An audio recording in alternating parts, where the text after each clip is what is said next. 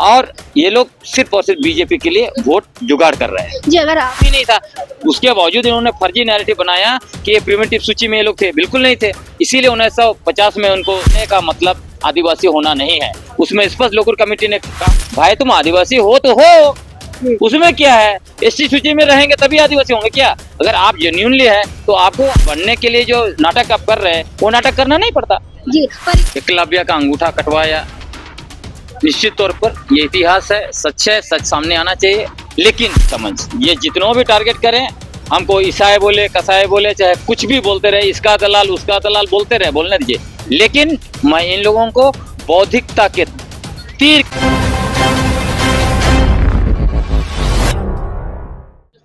झारखंड में कुर्मी समाज और आदिवासी समाज काफी ज्यादा सुर्खियों में, इनका विवाद बढ़ता ही जा रहा है। आपको बता दें कि इस वक्त हमारे साथ खास बातचीत के लिए मौजूद है आदिवासी सुरक्षा क्षेत्र के अध्यक्ष है। सीधा इनसे जुड़ेंगे, बात करेंगे। इनको सोशल मीडिया के तहत इनको टारगेट भी किया जा रहा है, जेल कैंप पार्टी के द्वारा इनको टारगेट किया जा रहा है, जन संपर्क मंच के द्वारा इनको टारगेट किया जा रहा है। सीधा इनसे जुड़ते जानते हैं क्या इनका मुद्दा, क्यों इनको टारगेट किया जा रहा है। आज इन्होंने प्रेस वार्ता भी रखा।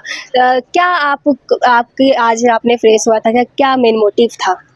देखिए, मेन मोटिव ये था कि जिस तरह से झारखंड में जो माहौल है, मतलब पूरे झारखंड में सरना ईसाई के नाम पर नफरत फैलाया जा रहा है, डिलिस्टिंग, धर्मांतरण, आरक्षण के नाम पर डिलिस्टिंग, पूरा जो है कि राज्य में एक तरह से माहौल खराब किया जा रहा है, आदिवासियों को बांटने की कोशिश की जा रही है। और इसका मूल उद्देश्य बीजेपी को कैसे सत्ता में लाया जाए, तो इसी के लिए हमने किया था। और इसका दूसरा जो कारण ये भी था कि जेल कैंप का सोशल मीडिया विंग और जनजातीय सुरक्षा मंच, क्योंकि मैंने इनको पूरी तरह से बेपर्दा किया हुआ है, इसके लिए ये लोग मुझे निशाना बना रहे हैं। मेरे बारे में फर्जी जो है कि पोस्ट बना कर, मेरा स्क्रीन शॉट वगैरह लेकर सोशल मीडिया का, उसमें अपना मैसेज डाल रहे हैं लोग और मतलब फैला रहे हैं। जैसे कि धरती आबा बिरसा मुंडा को लेकर इन्होंने झूठ फैलाया, उसी तरह उरांव समुदाय को लेकर भी किया। तो इसलिए हमने इसको पूरा क्लियर कर रहे थे। और उसके साथ साथ हम ये भी बताने के लिए आज हम लोगों ने प्रेस कॉन्फ्रेंस किया कि विगत 250 वर्षों का अगर इतिहास देखेंगे हमारे आदिवासियों का संघर्ष और बलिदान का, तो उसमें कभी भी डिलिस्टिंग, धर्मांतरण और आरक्षण हमारे मुद्दे नहीं रहे। हमारे मूल मुद्दे आदिवासी पहचान, स्वच्छता, सरना कोड और जमीन, इलाका और प्राकृतिक संसाधनों पर मालिकाना हक का ही मुद्दा रहा है।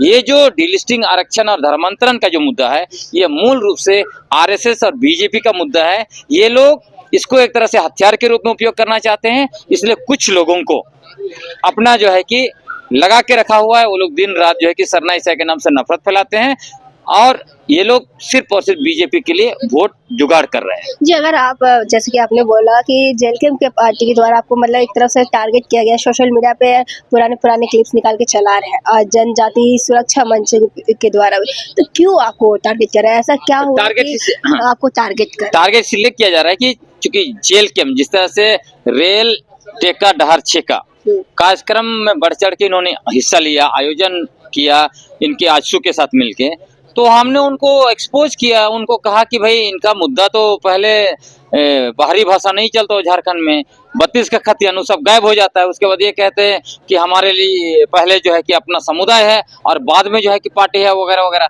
और जेल कैंप ने जिस तरह से यू टर्न लिया और जो पार्टी अपने आप को झारखंडी पार्टी और झारखंडी नेता ये लोग बनना चाहते थे, इन्होंने महतो पार्टी और महतो नेता बनने का जो प्रक्रिया अपनाया, उसको लेकर हमने एक्सपोज किया। और जिस तरह ऑर्गेनाइज किया था सारे चीजों को एक्सपोज किया। इसलिए इनको लगता है, और इसके अलावा जो कुर्मी आंदोलन चल रहा था उसमें हमने कुर्मी के और भी नेता, उसके बाद उनके बौद्धिक अगुआ और सामाजिक अगुआ जो भी थे, जिस तरह से बेबुनियाद तथ्य, फर्जी नैरेटिव और झूठा इतिहास परोस रहे थे, इन सारे चीजों को हमने आंकड़ा, तथ्य और सारे नैरेटिव के द्वारा काट दिया। तो इन लोगों को लगा कि इस आदमी को अब निशाना बनाओ, तो इन लोगों ने हमको बदनाम करने के लिए धरती आबा भगवान बिरसा मुंडा के नाम पर, मेरा नाम पर उनका ऐसे मैसेज बनाया कि मैंने उनको ऐसे ऐसे कहा। उसी तरह जो है कि हमारा उरांव समुदाय को निशाना बनाने के लिए उन लोगों ने किया था कि सभी लोग हमको छोड़े। लेकिन लोगों को पता है, उसके साथ जनजातीय सुरक्षा मंच, जिसको मैंने एक्सपोज कर दिया कि जनजातीय सुरक्षा मंच सरना विरोधी है, सरना धर्म कोड का विरोध करते हैं, सरना झंडा का जो विरोध करते हैं, ये लोग सरना स्थलों के विरोधी हैं और सरना आदिवासियों के विरोधी है। तो इसको जब मैंने एक्सपोज किया, इसीलिए ये लोग जो है कि मुझे निशाना पर लेने लगे और फर्जी तरीके से कि ये जोर शोर से सब पैसा ले रहा है, फलाना है, संस्था इसका है, चिलाना संस्था इसका है, ये सब भी करने लगे।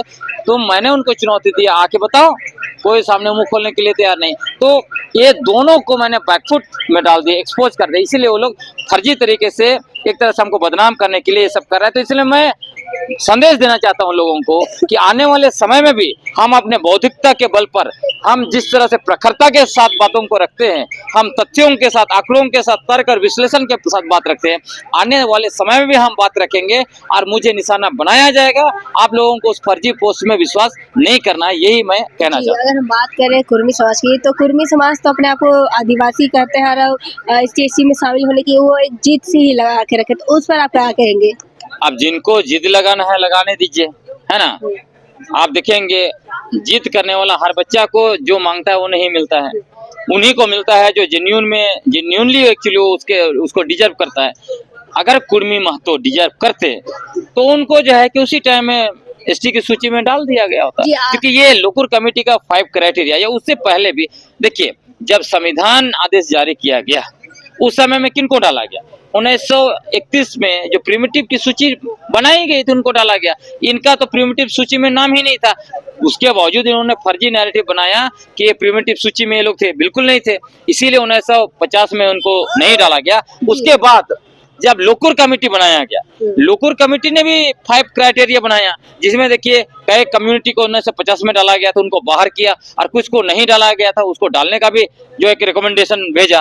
तो ये डिजर्व ही नहीं करते हैं एसटी सूची में डालने के लिए, इसलिए इनको नहीं डाला गया। और एक बात आपको ये भी कहना चाहता हूँ, एसटी सूची में होने का मतलब आदिवासी होना नहीं है। उसमें स्पष्ट लोकुर कमेटी ने कहा है, इनको लोकुर कमेटी का रिपोर्ट 1961 का पढ़ना चाहिए। उसमें उन्होंने कहा इस सूची में उनको ही डाला जा रहा है जो डिजर्व करते हैं, है ना। और उसमें यह भी कहा गया है जो शहरों में रहते हैं, दूसरा समुदाय के साथ वो घुल मिल गए, तो इस सूची में रहने के जो है योग्य वो नहीं है, ये लिखा हुआ है। इसलिए ये भ्रम फैलाना कि जो शेड्यूल ट्राइब की सूची में है वही आदिवासी है, जो शेड्यूल ट्राइब की सूची में नहीं है वो आदिवासी है, नहीं है, ये भ्रम ही गलत है। ये लोग जो बोलते हैं हम लोग असली आदिवासी है, भाई तुम आदिवासी हो तो हो, उसमें क्या है? एसटी सूची में रहेंगे तभी आदिवासी होंगे क्या? अगर आप जेन्युइनली है तो आपको आदिवासी बनने के लिए जो नाटक आप कर रहे हैं वो नाटक करना नहीं पड़ता। जी, पर ये लोग इसी को लेकर वो लोग 2026 में आने वाले समय में जो भी जनवरी फरवरी में ना या मार्च में वो प्रदर्शन करने वाले हैं, बहुत बड़ा आंदोलन करने वाले हैं, क्या कहेंगे? करने दीजिए, डेमोक्रेसी है। संविधान का अनुच्छेद 19 जो है 19(1) हम लोगों को अभिव्यक्ति की आजादी दी है, हर कोई को, उसी की वजह से हम भी बोल पा रहे हैं। जिनको जो करना है इस देश में डेमोक्रेटिक तरीके से जरूर करना चाहिए, लेकिन बेबुनियाद तथ्य, झूठा नैरेटिव और फर्जी इतिहास ये लोग ना फैलाएं। यदि फिर से वही बेबुनियाद तथ्य, झूठा नैरेटिव और फर्जी इतिहास फैलाएंगे तो इनको तो हम लोग बौद्धिकता की तीर से जबरदस्त जवाब देंगे। जी, अगर हम बात करें आदिवासी समाज की, जैसे कि धर्मांतरण का मुद्दा काफी जोरों से चल रहा है, चंगाई सभा के नाम पे क्या धर्मांतरण होता है, आपको क्या लगता है? ये सब कुछ जो भी चल रहा है ये सिर्फ और सिर्फ आरएसएस बीजेपी का नैरेटिव्स है। अगर धर्मांतरण होता जिस तरह से कहते हैं बड़े पैमाने पर हो रहा है, तो जो आंकड़े हैं, चाहे झारखंड में जो विगत 7 दशक से जो आंकड़े जारी किए गए वो आंकड़ा नेगेटिव नहीं होता, जो आदिवासी ईसाई धर्म को मानते हैं वो आंकड़ा नेगेटिव नहीं होता।